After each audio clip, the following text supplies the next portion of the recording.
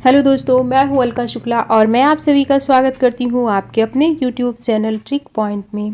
दोस्तों, आज की इस वीडियो में ब्लड ग्रुप के बारे में हम पढ़ेंगे। पिछले टॉपिक में हमने ब्लड के बारे में डिटेल में डिस्कस किया और ब्लड कैसे बनता है, ब्लड में क्या क्या पाया जाता है और ब्लड क्लॉटिंग कैसे होती है, वो सब हम पढ़ चुके हैं पिछले टॉपिक में। और आज हम पढ़ने वाले हैं ब्लड ग्रुप के बारे में, डिटेल में पढ़ेंगे।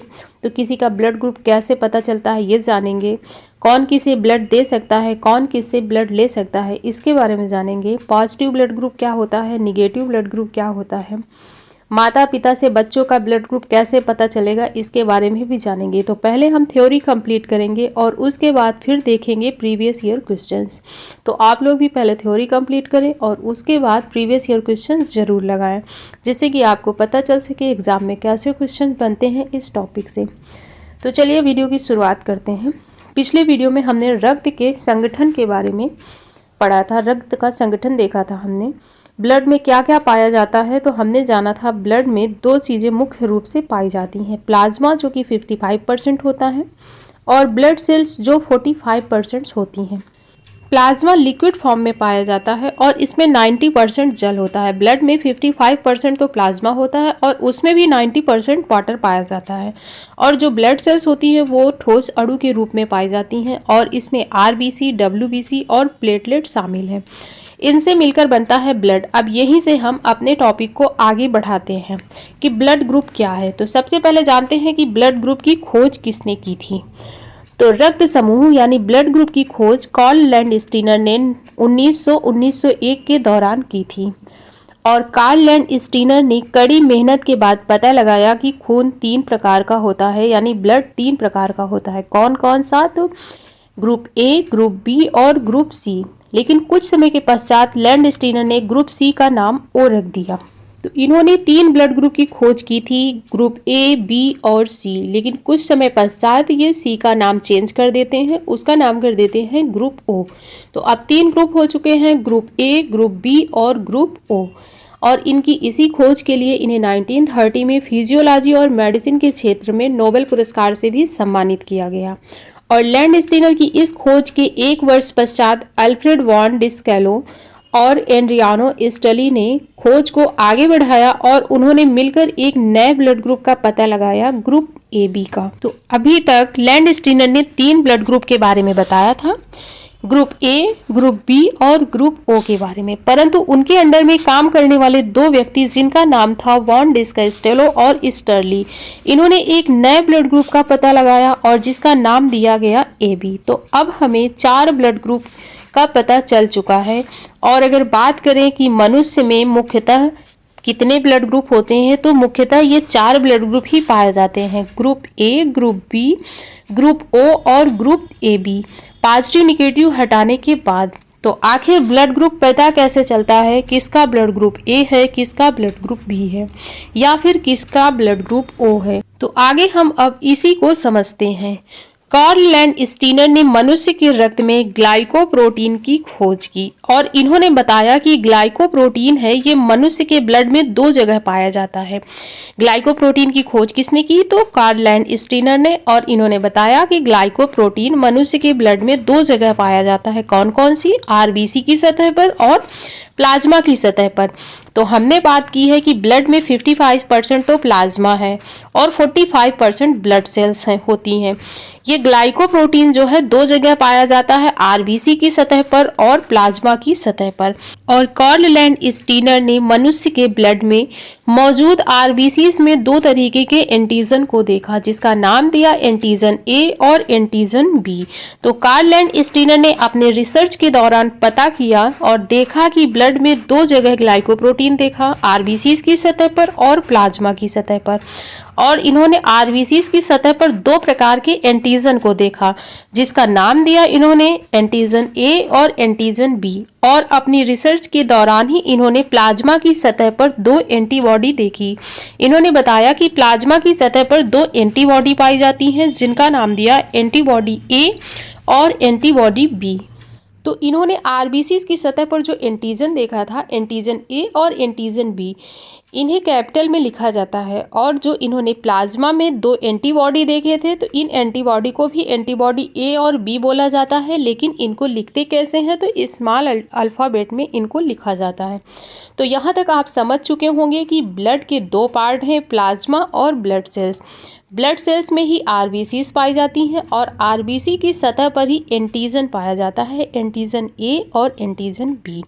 और प्लाज्मा की सतह पर एंटीबॉडी पाया जाता है, एंटीबॉडी ए और एंटीबॉडी बी। अब आगे चलते हैं कि ब्लड ग्रुप के बारे में पता कैसे चलता है। तो हमने देखा कि रक्त में मौजूद आरबीसी में 2 तरह के एंटीजन होते हैं, एंटीजन ए, एंटीजन बी, और इसी से ब्लड ग्रुप के बारे में पता चलता है। कैसे पता चलता है, आइए जानते हैं।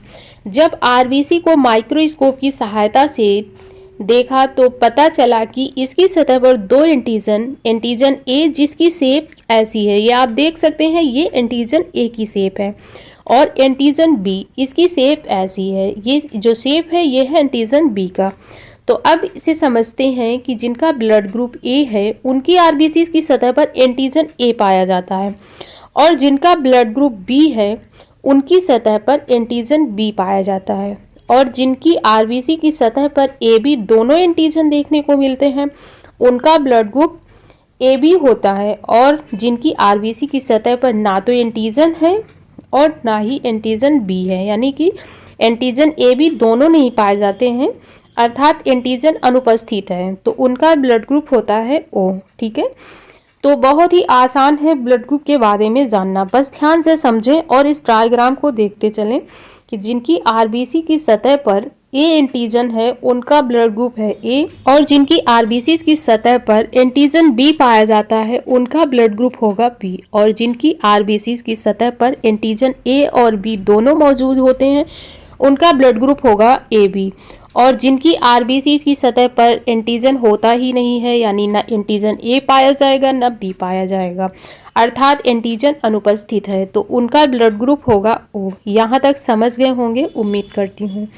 अब ब्लड ग्रुप पॉजिटिव निगेटिव क्या है, चले देखते हैं आगे। हमने एंटीजन के बारे में समझ लिया है, पीछे हमने पढ़ा है प्लाज्मा की सतह पर एंटीबॉडी भी पाई जाती हैं, हमने पढ़ा आरबीसी की सतह पर एंटीजन पाए जाते हैं जिसके बारे में हमने पढ़ लिया अभी, और प्लाज्मा की सतह पर एंटीबॉडी पाए जाते हैं। तो अब हम देखते हैं एंटीबॉडी के बारे में।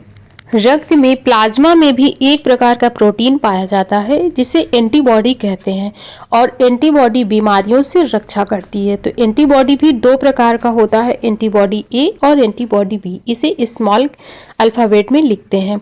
और एंटीजन ए और एंटीबॉडी ए और एंटीजन बी और एंटीबॉडी बी एक साथ नहीं रह सकते हैं। क्यों नहीं रह सकते हैं आगे बताऊंगी मैं आपको, अभी इतना समझो आप कि सेम एंटीजन और एंटीबॉडी एक ब्लड ग्रुप में नहीं पाए जाएंगे। अगर एंटीजन ए होगा तो एंटीबॉडी ए नहीं होगी, और अगर एंटीजन बी है तो एंटीबॉडी भी बी नहीं होगा, अपोजिट होगा।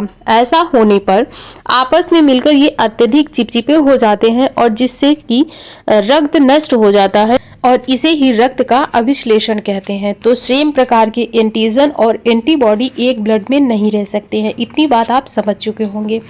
जैसे किसी का ब्लड ग्रुप अगर ए है तो हमने पढ़ा है कि एंटीजन भी ए होगा, क्योंकि ब्लड ग्रुप पता कैसे चलता है ए है या बी है, तो एंटीजन ए है तो ब्लड ग्रुप ए होगा। तो अगर किसी का ब्लड ग्रुप ए है तो उसकी ब्लड में एंटीजन भी ए पाया जाएगा, और हमने पढ़ा है कि एंटीबॉडी हमेशा अपोजिट होंगी, तो एंटीबॉडी ए तो नहीं पाई जाएगी अपोजिट में। तो अगर किसी का ब्लड ग्रुप ए है तो उसके ब्लड में एंटीजन ए होगा और एंटीबॉडी बी पाई जाएगी। ठीक है, और अगर किसी का ब्लड ग्रुप बी है तो उसमें एंटीजन भी बी पाया जाएगा, लेकिन एंटीबॉडी अपोजिट होती है तो एंटीबॉडी ए पाई जाएगी। और अगर किसी का ब्लड ग्रुप ए बी है तो उसमें एंटीजन भी दोनों पाए जाएंगे, ए और बी दोनों एंटीजन होंगे, लेकिन एंटीबॉडी कोई भी नहीं पाई जाएगी ए बी में। और अगर किसी का ब्लड ग्रुप ओ है तो उसमें एंटीजन नहीं पाया जाता है, कोई भी एंटीजन नहीं पाया जाता, एंटीजन अनुपस्थित होता है, लेकिन एंटीबॉडी ए और बी दोनों पाई जाएंगी। तो उम्मीद है आप यहाँ तक समझ चुके होंगे कि सेम एंटीजन और एंटीबॉडी एक ब्लड में नहीं होंगे। अब आगे समझते हैं। अब इस डायग्राम में शेप देखिए, ए एंटीजन की शेप ये है और बी एंटीजन की शेप ये है। दोनों शेप को ध्यान से देखिए, ये है ए एंटीजन की शेप और ये है बी एंटीजन की शेप। दोनों की शेप ऐसी है। और अगर एंटीबॉडी का शेप देखें तो एंटीबॉडी का देखें ऊपर से ये जो है आधे राउंड शेप में है और बी का देखें तो ये आधे ट्रायंगल शेप में है। दोनों का शेप ध्यान से देखिए। एंटीबॉडी में ये जो शेप दिख रहा है एंटीबॉडी ए का, ये ऊपर से आधे राउंड की शेप में लग रहा है कि नहीं। और जो ये बी है इसका ये आधा ट्रायंगल की जैसे शेप लग रहा है ना। तो अब समझते हैं कि सेम एंटीजन और एंटीबॉडी क्यों नहीं हो सकते हैं। ये है ब्लड ग्रुप ए और ये है एंटीजन ए। इसका शेप देखें आप कि ऊपर से गोल सर्कल जैसा है जो ब्लड ग्रुप ए है, और इसका जो एंटीजन ए है इसका ये जो शेप देख रहे हैं आप ऊपर से कैसा है, गोल सर्कल जैसा है। और एंटीबॉडी ए का शेप ऊपर से हाफ गोलाकार है जो इस शेप में फंस जाएगा। और अगर बी एंटीजन का शेप देखें तो ये इसमें जो ए एंटीबॉडी का शेप है ये नहीं फंसेगा। ठीक वैसे ही अगर एंटीबॉडी बी को देखें तो ये बी में फंस जाएगा लेकिन ए में नहीं फंसेगा। इसी वजह से जो सेम एंटीजन एंटीबॉडी नहीं पाए जाते हैं। एक ब्लड ग्रुप में अगर सेम प्रकार के एंटीजन और एंटीबॉडी ब्लड ग्रुप में पाए गए तो एंटीबॉडी आरबीसीज की सतह पर जो एंटीजन है उसमें फंस जाएंगी, और अगर फंस जाएंगी तो ब्लड का फ्लो नहीं हो पाएगा, ब्लड चिपचिपा गाढ़ा हो जाएगा और आरबीसीज नष्ट हो जाएंगी। इसीलिए सेम एंटीजन एंटीबॉडी एक ब्लड ग्रुप में नहीं पाए जाते हैं। अगर ब्लड ग्रुप ए है तो उसमें एंटीजन ए ही पाया जाएगा लेकिन एंटीबॉडी अपोजिट होगी, एंटीबॉडी बी पाई जाएगी। इसके बाद अगर ब्लड ग्रुप बी है तो उसमें एंटीजन बी पाया जाएगा लेकिन एंटीबॉडी अपोजिट हो जाएगी, एंटीबॉडी ए पाई जाएगी। और अगर ब्लड ग्रुप ए बी है तो दोनों एंटीजन पाए जाएंगे लेकिन कोई भी एंटीबॉडी नहीं पाई जाएगी। और अगर ब्लड ग्रुप ओ है तो इसमें एंटीजन अनुपस्थित होता है और एंटीबॉडी दोनों ही पाई जाती हैं, ए और बी। तो आप समझ गए होंगे कि एक ब्लड ग्रुप में सेम एंटीजन एंटीबॉडी क्यों नहीं पाए जाते हैं, क्योंकि इनका शेप जो एक जैसा है, ऊपर से एक का हाफ गोलाकार है तो एक का पूरा गोला जैसा बना है, तो ये जाकर के उसमें फंस जाएंगी। अगर फंस जाएंगी तो ब्लड गाढ़ा और चिपचिपा हो जाएगा जिससे कि आरबीसीज नष्ट हो जाएंगे, हमारा रक्त नष्ट होने लगेगा। अब हमने ये समझ लिया है कि ब्लड ग्रुप में कौन कौन सी एंटीबॉडी और एंटीजन पाए जाते हैं, सेम क्यों नहीं पाए जाएंगे ये भी हमने जान लिया है। अब हम आगे देखते हैं कि ब्लड कौन किसे दे सकता है और कौन किससे ब्लड ले सकता है। तो रक्त समूह ओ को सर्वदाता यानी यूनिवर्सल डोनर कहते हैं। हमने पढ़ा है कि ब्लड ग्रुप ओ में कोई भी एंटीजन नहीं होता है। हमने पढ़ा है ना कि ब्लड ग्रुप ओ में कोई भी एंटीजन नहीं पाया जाएगा और इसीलिए ओ ब्लड ग्रुप को यूनिवर्सल डोनर कहा जाता है कि ये किसी को भी ब्लड दे सकता है। और रक्त समूह ए बी को सर्वग्राहता रक्त समूह कहते हैं क्योंकि इसमें कोई भी एंटीबॉडी नहीं पाई जाती, क्योंकि हमने पढ़ा है कि सेम एंटीजन और सेम एंटीबॉडी मिल जाए तो आरबीसीज नष्ट हो जाएंगी, बट इसमें तो कोई भी एंटीबॉडी पाई ही नहीं जाती है, इसलिए ए बी ब्लड ग्रुप वालों को यूनिवर्सल रिसेप्टर कहते हैं। ये किसी से भी ब्लड ले सकते हैं। और ब्लड ग्रुप ओ वालों को सर्वदाता कहते हैं क्योंकि ये किसी को भी ब्लड दे सकते हैं और इसमें कोई एंटीजन नहीं होता है तो ये किसी को भी ब्लड दे सकते हैं। और ब्लड ग्रुप ए बी वाले सर्वग्राहता होते हैं क्योंकि ये किसी का भी ब्लड ले सकते हैं। अब देखते हैं किसे कौन ब्लड दे सकता है और कि कौन किसका ब्लड ले सकता है। तो पॉजिटिव और निगेटिव को छोड़ देते हैं। अभी पहले है जैसे कि ए ब्लड ग्रुप वाला व्यक्ति है, ब्लड ग्रुप ए का व्यक्ति है, तो ये ब्लड किससे ले सकता है, तो ये अपने ही ग्रुप से ले सकता है यानी ए से ले सकता है और ओ से ले सकता है क्योंकि ओ यूनिवर्सल डोनर है और इसमें एंटीजन नहीं होता है, ये सबको ब्लड दे सकता है। तो ब्लड ग्रुप ए का व्यक्ति ब्लड ग्रुप ए का व्यक्ति ब्लड ले सकता है और ओ का ले सकता है। फिर है बी, ब्लड ग्रुप बी का व्यक्ति ग्रुप बी से भी ब्लड ले सकता है और ग्रुप ओ से भी ब्लड ले सकता है। और ग्रुप ए बी का जो है ब्लड ग्रुप ए बी वाला व्यक्ति ए से भी ले सकता है और बी से भी ले सकता है। क्यों? क्योंकि इसमें दोनों एंटीजन पाए जाते हैं, ए भी और बी भी। तो ए बी ब्लड ग्रुप वाला व्यक्ति ए से भी ले सकता है और बी से भी ले सकता है और ए बी से भी ले सकता है और ओ से तो ले ही सकता है, यानी कि ये सभी से ले सकता है और इसीलिए इसे सर्वग्राहता कहते हैं क्योंकि ये सभी ब्लड ग्रुप का ब्लड ले सकता है। और फिर है O blood group. O blood group का व्यक्ति सिर्फ ओ वाले से ही ब्लड ले सकता है क्योंकि इस ब्लड में कोई भी एंटीजन नहीं पाया जाता है और इसलिए ये ले तो सिर्फ ओ से सकता है लेकिन दे ये सबको सकता है। तो कौन किससे ब्लड ले सकता है ये देख लिया। अब जानते हैं कि कौन किसे ब्लड दे सकता है। तो ए वाला व्यक्ति ए वाले को दे सकता है और ए बी वाले को भी दे सकता है। ब्लड ग्रुप ए का व्यक्ति ए वाले को दे सकता है और ए बी वाले को भी दे सकता है। और बात करें ब्लड ग्रुप बी की, तो बी वाला व्यक्ति बी को भी देगा और ए बी को भी देगा। और ब्लड ग्रुप ए बी का जो व्यक्ति है वो ले तो सबसे सकता है, लेकिन जब ब्लड देने की बात आएगी तो वो दे सिर्फ अपने ही समूह को सकता है, यानी ए बी ग्रुप को ही दे सकता है। और ब्लड ग्रुप ओ का व्यक्ति जो है ये ले तो सिर्फ ओ से सकता है, लेकिन दे ये सबको सकता है, और इसी वजह से इसे यूनिवर्सल डोनर कहते हैं। और इसके बाद अब देखते हैं RH फैक्टर। यहाँ तक तो हमने चारों ब्लड ग्रुप पढ़ लिए, बट किसी में ये नहीं देखा हमने कि नेगेटिव और पॉजिटिव क्या है। तो अब हम जानते हैं पहले RH फैक्टर क्या है, उसके बाद फिर हम पॉजिटिव नेगेटिव के बारे में जानते हैं। 1940 AD में कार्ल लैंडस्टीनर और वीनर ने दोनों लोगों ने रक्त में एक अन्य प्रकार के एंटीजन का पता लगाया। तो अभी तक हमें दो ही एंटीजन पता थे, कौन कौन से, एंटीजन ए और एंटीजन बी। परंतु 1940 में इन्होंने एक अन्य प्रकार के नए एंटीजन का पता लगाया। तो इसके बारे में इन्होंने पता कैसे किया, तो इन्होंने रीसस बंदर में इसका पता लगाया और इसीलिए इसे RH फैक्टर कहते हैं। इसका नाम रीसस के नाम पर पड़ा। रीसस के पहले वर्ड लेके R और H वर्ड ले करके RH फैक्टर नाम दिया, क्योंकि ये इनका प्रिय बंदर था और इसी में इस एंटीजन की खोज की गई थी और इसकी मृत्यु हो जाती है इस बंदर की। तो इन्होंने डिसाइड किया कि अब इसका नाम, जो एंटीजन का नाम है, इसी बंदर के नाम पर रखेंगे, अपने प्रिय बंदर के नाम पर रखेंगे। रीसस के नाम पर इन्होंने इसका जो नाम रखा RH फैक्टर रखा। RH फैक्टर ये भी RBC की सतह पर पाया जाता है। तो जिसके ब्लड में RH फैक्टर मौजूद होता है उसका ब्लड ग्रुप पॉजिटिव होता है, और जिसके ब्लड में RH फैक्टर नहीं पाया जाता है उसका ब्लड ग्रुप RH निगेटिव होता है।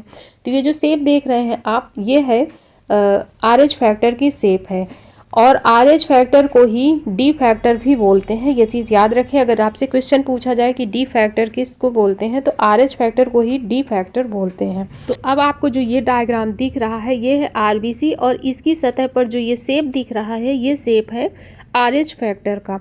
अब ये दूसरा डायग्राम आप देख सकते हैं। ये जो डायग्राम है, अगर आप इसे ध्यान से देखेंगे तो पता लगा सकते हैं कि इसमें कौन सा ब्लड ग्रुप है। हमने पढ़ा है कि शेप एंटीजन का है, ये वाला जो शेप है, ये राउंड शेप, ये है एंटीजन का शेप। तो ये एंटीजन ए का शेप है। तो RBC की सतह पर एंटीजन ए अगर मौजूद है तो ब्लड ग्रुप कौन सा होगा, ए होगा। अब ये पॉजिटिव होगा या निगेटिव होगा इसका पता लगाते हैं। तो ब्लड ग्रुप तो ए होगा, ये हमें पता चल गया है। अब ये जो लाइन सी संरचना आपको दिख रही है ना, ये हमने बताया ना कि ये संरचना किसकी है, RH फैक्टर की है। यानी कि ये RBC है और इसकी सतह पर ये एंटीजन ए है, तो ब्लड ग्रुप ए होगा, ये तो हमें पता चल गया। लेकिन ये निगेटिव है या पॉजिटिव है इसे पता करते हैं। तो ये जो छोटी छोटी डॉट्स दिख रही हैं, ये वाली, ये लाइन जो दिख रही है आपको ब्लैक कलर की, ये है RH फैक्टर की। यानी कि इस RBC की सतह पर RH फैक्टर मौजूद है, और अगर RH फैक्टर मौजूद है तो ये ब्लड ग्रुप कौन सा है, ए पॉजिटिव है। ठीक है, अगर RH मौजूद है तो क्या होगा, ए पॉजिटिव है, और अगर RH यहाँ पर नहीं होता तो ये ए निगेटिव हो जाता। तो इस डायग्राम से क्या आप पता लगा पाए कि ये कौन सा ब्लड ग्रुप है। सिंपल है, बिल्कुल ध्यान से समझें। ये जो रेड कलर की है ये RBC है, और इसकी सतह पर ये जो गोल गोल शेप छोटे से हैं ये क्या है, एंटीजन है, और कौन सा है, एंटीजन ए है ये। और हमने पढ़ा है कि जिसकी RBC की या ब्लड में एंटीजन ए होगा तो उसका ब्लड ग्रुप भी ए होगा। तो हमें ये पता चल चुका है कि इसका ब्लड ग्रुप ए है। लेकिन पॉजिटिव है या निगेटिव है इसका पता इससे चलता है ये RH से। ये जो RH फैक्टर है, RH फैक्टर मौजूद है, इसका मतलब कि ये ए पॉजिटिव ब्लड ग्रुप का डायग्राम है। अब आगे देखते हैं, क्या पॉजिटिव ब्लड ग्रुप वाला व्यक्ति निगेटिव को ब्लड दे सकता है। तो पीछे हमने देखा था, ये तो देख लिया था कि कौन किसे ब्लड दे सकता था, लेकिन पॉजिटिव और निगेटिव नहीं देखा था। तो अब इसके बारे में देखते हैं। जो हमने पीछे पढ़ा था वो तो वैसा ही रहेगा, सेम रहेगा। अब उसी के साथ ये कंडीशन जुड़ जाएगी, अर्थात ये भी तो देखना पड़ेगा ना कि पॉजिटिव है या निगेटिव है। तो पहले देखते हैं, जिसका ब्लड ग्रुप पॉजिटिव है वो सिर्फ पॉजिटिव ब्लड ग्रुप वाले को ही ब्लड दे सकता है। और ले किससे सकता है, तो ये पॉजिटिव और निगेटिव दोनों से ले सकता है। और ऐसा इसलिए क्योंकि RH फैक्टर मौजूद है, तो पॉजिटिव वाले से ही ले सकता है और निगेटिव वाले से ले सकता है क्योंकि ब्लड में RH फैक्टर नहीं है। तो पॉजिटिव ब्लड ग्रुप वाला व्यक्ति वो ले तो पॉजिटिव वाले ब्लड ग्रुप से भी सकता है और निगेटिव ब्लड ग्रुप भी ले सकता है, लेकिन वो दे किसे सकता है, डोनेट किसे कर सकता है, तो सिर्फ पॉजिटिव वाले को ही डोनेट कर सकता है। अब निगेटिव ब्लड ग्रुप की बात देखें तो ये दोनों को दे सकता है, निगेटिव वाले को भी दे सकता है और पॉजिटिव वाले को भी दे सकता है। लेकिन अगर बात करें कि ले किससे सकता है तो सिर्फ निगेटिव से ही ले सकता है। ये सिर्फ निगेटिव से क्यों ले सकता है? क्योंकि इसके ब्लड में RH फैक्टर नहीं है, तो ये ब्लड उसी से लेगा जिसके ब्लड में RH फैक्टर नहीं है, अर्थात निगेटिव हो। तो उम्मीद है पॉजिटिव निगेटिव भी आप समझ गए होंगे। अब आगे समझते हैं। आगे है एरिथ्रोब्लास्टोसिस फीटैलिस। इसके बारे में जानते हैं ये क्या है। यदि पिता का ब्लड ग्रुप पॉजिटिव है, RH पॉजिटिव हो और माता का जो ब्लड है RH निगेटिव हो, तो जन्म लेने वाला शिशु की पहले ही यानी गर्भावस्था में ही मृत्यु हो जाएगी या फिर जन्म लेने के तुरंत बाद इसकी मृत्यु हो जाती है। इसी को एरिथ्रोब्लास्टोसिस कहते हैं। इसमें क्या होता है कि अगर पिता का ब्लड ग्रुप जो है वो पॉजिटिव है और माता का निगेटिव है, तो जो जन्म लेने वाला शिशु है वो गर्भावस्था के दौरान ही उसकी मृत्यु हो जाएगी या फिर जन्म लेने के तुरंत बाद उसकी मृत्यु हो जाएगी। और ऐसा प्रथम संतान के बाद की संतान होने पर होता है, यानी जो पहली संतान है वो जीवित रहेगी, पहला बच्चा जीवित रहेगा और उसके बाद के जो भी बच्चे हैं, जो भी संतान होगी वो जीवित नहीं रहेंगी। बट अब मेडिकल साइंस ने बहुत तरक्की कर ली है, इसका भी उपचार आ चुका है। तो पीछे हमने पढ़ा था AB सर्वग्राही है, किसी से भी ब्लड को ले सकता है, बट अब एग्जाम में पॉजिटिव और निगेटिव दे करके पूछा जाता है। ऑप्शन में आपको AB पॉजिटिव भी दिया होगा और AB निगेटिव भी दिया होगा। तो आपको ये तो पता है कि AB ब्लड ग्रुप जो है वो सर्वग्राही है, लेकिन पॉजिटिव या निगेटिव कौन सा है? तो AB पॉजिटिव वाला ब्लड ग्रुप जो होता है वो सर्वग्राही होता है, यूनिवर्सल एक्सेप्टर होता है AB पॉजिटिव। और यूनिवर्सल डोनर O पढ़ा है, लेकिन पॉजिटिव या निगेटिव तो O निगेटिव होता है। ठीक है, यूनिवर्सल डोनर O निगेटिव होता है, क्योंकि ऑप्शन में अब सिर्फ O नहीं दिया जाता है, O पॉजिटिव भी देगा, O निगेटिव भी देगा। तो याद रखिए यूनिवर्सल डोनर O निगेटिव है और यूनिवर्सल एक्सेप्टर A पॉजिटिव को कहते हैं। अब आगे देखते हैं कि माता पिता के ब्लड ग्रुप से बच्चे का ब्लड ग्रुप कैसे पता चलेगा। तो 4 प्रकार के ब्लड ग्रुप हैं, A, blood group B, blood group AB और O। और इन 4 ब्लड ग्रुप से 10 कॉम्बिनेशन बन सकते हैं। तो इनके बारे में पढ़ते हैं। पहले हम ये वाले 4 कॉम्बिनेशन देखेंगे। आप देख रहे हैं ये 4 कॉम्बिनेशन देखते हैं, जिसमें माता या पिता का ब्लड ग्रुप किसी एक का जो है O होगा और दूसरे का बाकी चारों में से कोई भी हो सकता है, लेकिन एक का ब्लड ग्रुप O ज़रूर होगा। तो इस कंडीशन वाले ब्लड ग्रुप में उसके बच्चे की संतान का ब्लड ग्रुप क्या हो सकता है, इसके बारे में जानते हैं। अगर माता पिता किसी एक का O हो और दूसरे का A हो तो होने वाली संतान क्या होगी? तो होने वाली संतान का ब्लड ग्रुप या तो A हो सकता है या फिर O हो सकता है। क्यों? क्योंकि O की खास बात ये है कि वो खुद तो आएगा और जिसके साथ है उसको भी लेके आएगा।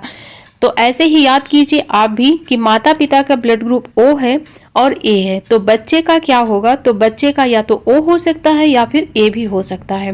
फिर है O, किसी एक का ब्लड ग्रुप O हो और दूसरे का B हो, तो होने वाली संतान का क्या होगा? तो O भी हो सकता है और B भी हो सकता है। क्यों? क्योंकि हमने पढ़ा है कि O अकेला नहीं आएगा, जिसके साथ है उसको लेकर के आएगा। तो O भी हो सकता है और A भी हो सकता है। फिर अगर दोनों का ब्लड ग्रुप O हो तब क्या होगा? तो बच्चे का भी ब्लड ग्रुप O ही होगा। ठीक है, अगर माता पिता दोनों का ब्लड ग्रुप O है तो होने वाली संतान का ब्लड ग्रुप O ही होगा। और फोर्थ कॉम्बिनेशन में जो O है, O के साथ किसी एक का O है और दूसरे का AB है, तो O और AB की आपस में नहीं बनती। एक लाइन आपको याद रखनी है कि O और AB की आपस में नहीं बनती है, बिकॉज एक में एंटीजन नहीं पाया जाता है और एक में एंटीबॉडी नहीं पाई जाती है, तो इन दोनों की आपस में नहीं बनती है। तो माता पिता किसी एक का ब्लड ग्रुप O हो और एक का AB हो तो बच्चे का क्या होगा? तो बच्चे का O भी नहीं होगा और A भी नहीं होगा। O या AB नहीं होगा, बाकी A होगा या फिर B होगा। इसके बाद ये 4 कॉम्बिनेशन हमने पढ़ लिए हैं। अब O कॉम्बिनेशन तो हमने पढ़ ही लिया है, O का O के साथ। अब हम देखते हैं माता पिता का सेम ब्लड ग्रुप हो, अगर माता का भी और पिता का दोनों का अगर सेम ब्लड ग्रुप है तो होने वाली संतान का ब्लड ग्रुप कैसे होगा। तो सबसे पहले A का A के साथ कॉम्बिनेशन, तो A खुद तो आएगा ही और O को भी साथ लेकर के आएगा। ठीक है, तो अगर माता पिता दोनों का ब्लड ग्रुप A है तो होने वाली संतान का ब्लड ग्रुप A भी हो सकता है और O भी हो सकता है, क्योंकि A की खास बात है कि A खुद तो आएगा भी और O को भी साथ लेकर के आएगा। इसके बाद है B कॉम्बिनेशन, तो B तो आएगा ही और साथ में O को लेकर के आएगा। ठीक है, तो B कॉम्बिनेशन में बच्चे का ब्लड ग्रुप कैसा हो सकता है? या तो O हो सकता है या तो B हो सकता है। और इसके बाद है फिर AB कॉम्बिनेशन, ओ कॉम्बिनेशन का हमने पहले ही पढ़ लिया है कि ओ कॉम्बिनेशन में होने वाली संतान का जो ब्लड ग्रुप है वो ओ ही होगा। और ए बी कॉम्बिनेशन में होने वाली संतान का जो ब्लड ग्रुप है ए भी हो सकता है, बी भी हो सकता है और ए भी हो सकता है। क्यों? क्योंकि इसमें ए और बी दोनों ही एंटीजन पाए जाते हैं, इस वजह से ए भी हो सकता है, बी भी हो सकता है और ए भी हो सकता है, लेकिन ओ नहीं हो सकता है क्योंकि ओ की ए बी से नहीं बनती है। ये चीज़ आप याद रखें, ये लाइन अगर आप याद रखेंगे तो आपको ये आसानी से समझ में आएंगे और आप भी ऐसे ही रिलेट करके याद करें तो अच्छे से आपको याद हो जाएंगे। इसके बाद हमारा थर्ड कॉम्बिनेशन है ए बी का ए और बी के साथ। ए बी का ए बी के साथ हमने देख ही लिया है और ए बी का ओ के साथ भी हमने पढ़ लिया है। अब ए बी का ए और बी के साथ देखते हैं, तो चाहे ए बी का ए के साथ हो या बी के साथ हो, दोनों को आप ऐसे ही याद रखें कि चाहे ए बी का ए के साथ हो या बी के साथ हो, बच्चे का जो ब्लड ग्रुप होगा वो ए भी हो सकता है, बी भी हो सकता है और ए भी हो सकता है। इन दोनों कॉम्बिनेशन में ए बी का ए के साथ हो या बी के साथ, बच्चे का जो ब्लड ग्रुप होगा ए हो सकता है, बी हो सकता है और ए भी हो सकता है, लेकिन ओ नहीं हो सकता है। ठीक है, ओ नहीं होगा, ए होगा, ए बी होगा और बी होगा। इसके बाद फिर हमारा लास्ट कॉम्बिनेशन है ए और बी का कॉम्बिनेशन।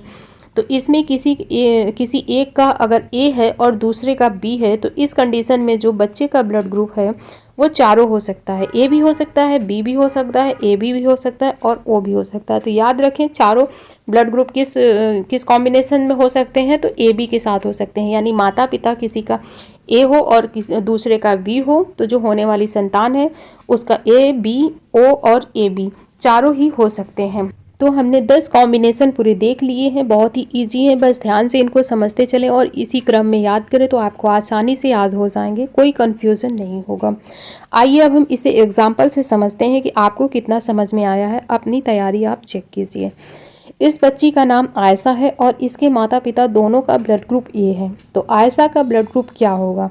तो सेम है, माता और पिता दोनों का ब्लड ग्रुप सेम है, यानी कि ए कॉम्बिनेशन बन रहा है। और ए कॉम्बिनेशन में हमने क्या पढ़ा था कि ए खुद तो आएगा और ओ को भी साथ लेकर के आएगा। तो इस कंडीशन में आयशा का ब्लड ग्रुप क्या हो सकता है? तो इसका ए भी हो सकता है और ओ भी हो सकता है। क्यों? क्योंकि हमने पढ़ा था ना कि ए कॉम्बिनेशन में क्या होगा, अगर माता पिता दोनों का ही ब्लड ग्रुप ए है तो ए कॉम्बिनेशन में क्या होगा कि ए स्वयं आएगा और अपने साथ ओ को लेके आएगा, तो होने वाले बच्चे का ब्लड ग्रुप ए भी हो सकता है और ओ भी हो सकता है। अगर इसी जगह इसके माता पिता का ब्लड ग्रुप अगर बी होता, यानी बी कॉम्बिनेशन बन रहा होता, तो इस बच्ची का ब्लड ग्रुप क्या होता? तो बी स्वयं भी आएगा और साथ में ओ को लेकर के आएगा, तो होने वाले बच्चे का ब्लड ग्रुप या तो बी हो सकता था और ओ भी हो सकता था। ठीक है, तो उम्मीद है आपको समझ आया होगा। काफ़ी कंफ्यूजिंग टॉपिक था, मैंने पूरी कोशिश की है आपको अच्छे से समझाने की, और आप भी जैसे मैंने समझाया अगर इसी तरीके से समझेंगे तो आपको अच्छे से समझ में आ जाएगा, रटना नहीं पड़ेगा कुछ भी। तो यहाँ से थ्योरी हमारी कंप्लीट होती है। अब चलते हैं प्रीवियस ईयर क्वेश्चन की तरफ। पहला क्वेश्चन है, RH एक कारक है जिसके खोजकर्ता कौन थे? यानी RH फैक्टर के खोजकर्ता पूछा जा रहा है। तो RH फैक्टर के खोजकर्ता कौन थे? वो थे लैंड स्टीनर और वीनर। राइट आंसर हो जाएगा हमारा option number D, land Steiner और वीनर। नेक्स्ट क्वेश्चन है, कौन सा रक्त समूह सर्वदाता कहलाता है, यानी यूनिवर्सल डोनर कहलाता है? तो कौन सा रक्त समूह है? वो है ओ निगेटिव। राइट आंसर हो जाएगा option number B, O negative blood group universal donor कहलाता है। नेक्स्ट है, रक्त समूह की खोज किसने की थी? ब्लड ग्रुप की खोज किसने की थी? राइट आंसर हो जाएगा option number A, Karl Landsteiner ने। ब्लड ग्रुप की खोज की थी कार्ल लैंड स्टीनर ने। अगला क्वेश्चन है, ए बी रक्त समूह में डैश एंटीजन नहीं होता है, एंटीबॉडी नहीं होता है, एंटीजन और एंटीबॉडी दोनों नहीं होते हैं, या फिर एंटीजन और एंटीबॉडी दोनों होते हैं? क्या होगा इसका राइट आंसर? तो इसका राइट आंसर हो जाएगा कि इसमें एंटीबॉडी नहीं होते हैं, दोनों ही एंटीजन होते हैं। हमने पढ़ा था ब्लड ग्रुप ए बी में दोनों ही एंटीजन पाए जाते हैं किंतु एंटीबॉडी नहीं पाई जाती है। तो इसका राइट आंसर क्या हो जाएगा? इसका राइट आंसर हो जाएगा ऑप्शन नंबर बी, एंटीबॉडी नहीं होता है। अगला क्वेश्चन है, रक्त समूह बी वाला व्यक्ति कौन से रक्त समूह को रक्तदान दे सकता है? तो ब्लड ग्रुप बी वाला व्यक्ति किसे रक्तदान दे सकता है? तो इसका राइट आंसर हो जाएगा ऑप्शन नंबर डी, बी को और ए बी को, दोनों को दे सकता है। इसके बाद अगला क्वेश्चन है, रक्त समूह ओ वाला व्यक्ति किस रक्त समूह के व्यक्ति से रक्त ले सकता है? यानी ब्लड ग्रुप जिसका ओ हो वो किससे ब्लड ले सकता है? तो इसका करेक्ट आंसर हो जाएगा ऑप्शन नंबर डी, ओनली ओ से। वो ले तो सिर्फ ओ से सकता है, यानी अपने ही समूह से ले सकता है, लेकिन दे सकता है सबको। ठीक है ना। तो याद रखें ये चीज़ कि ब्लड ग्रुप ओ का व्यक्ति दे तो सबको सकता है लेकिन ले सिर्फ ओ से सकता है और दे सबको सकता है, इसी वजह से उसे यूनिवर्सल डोनर कहते हैं।